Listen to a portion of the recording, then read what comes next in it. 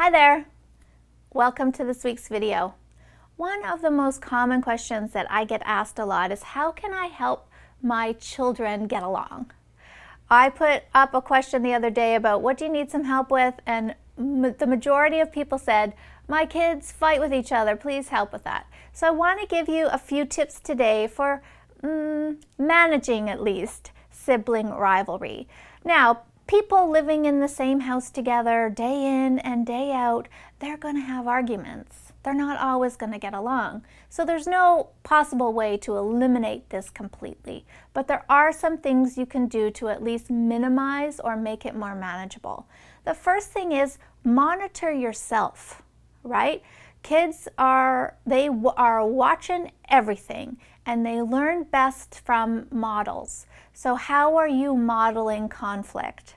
Right? If every time you and your partner have a disagreement, it turns into a screaming match, then it's no surprise that that's what your kids do when they're in conflict.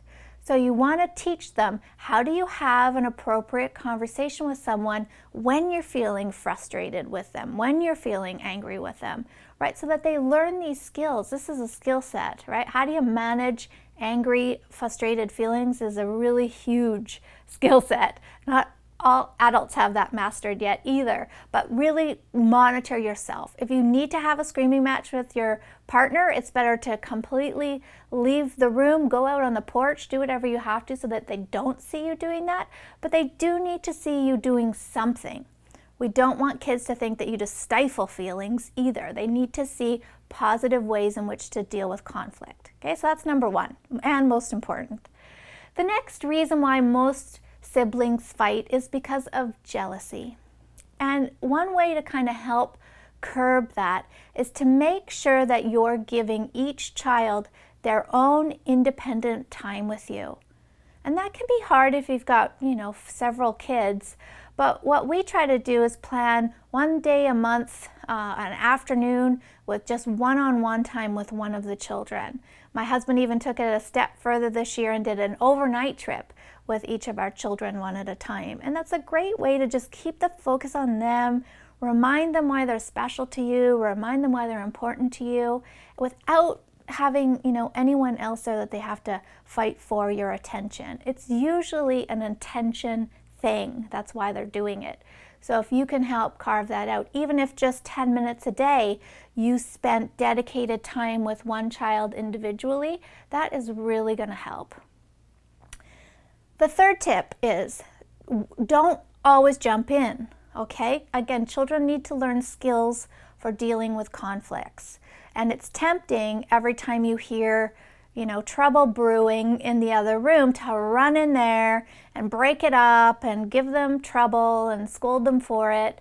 And that needs to become their job. They need to navigate this on their own.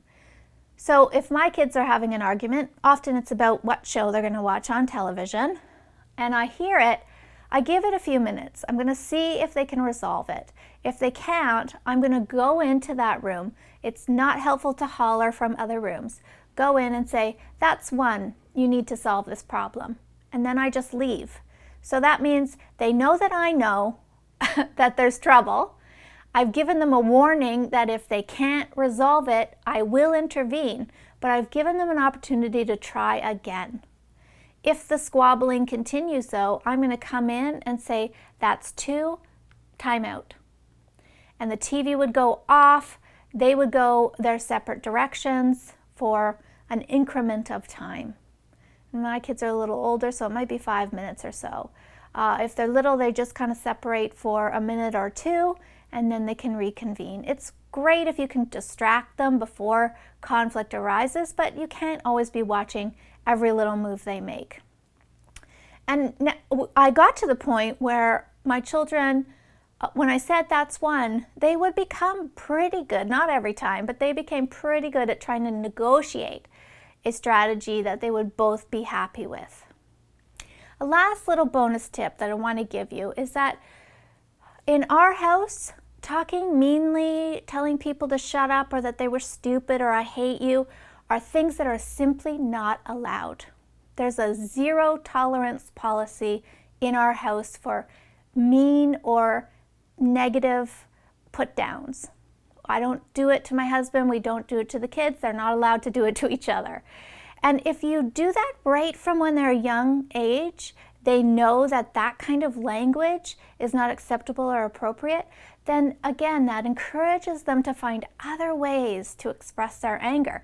You can say, I'm angry with you right now, but you can't say you're stupid or you're dumb or anything that's a negative insult to the other person. And we would time them out.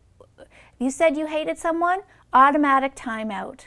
Okay, so have a no negative put down rule in your house and make sure that you consequence it when it happens. And then you really see your kids grow up to be respectful of family members. That doesn't mean you always have to get along, but it means you have to be respectful. I hope that helps. Thanks for watching today. Sleep well.